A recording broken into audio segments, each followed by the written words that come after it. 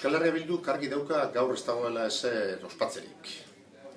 Azken finean, gaur ospatzen dena, gaur urte hurrena betetzen da, marko inposatzaile eta murriztaile batena. Eta argi daukagu baita Euskal Gizartearen gehiengoak ez duela bat egiten horrekin.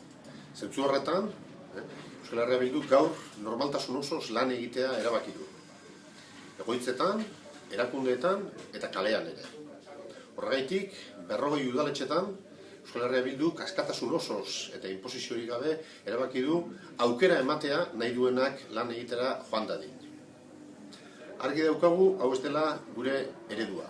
Argi daukagu guk gure marko propioa izateko eskubidea daukagula eta zentzu horretan Euskal Herriko gizon eta emakumeek erabaki dezatela ze muga izango duen.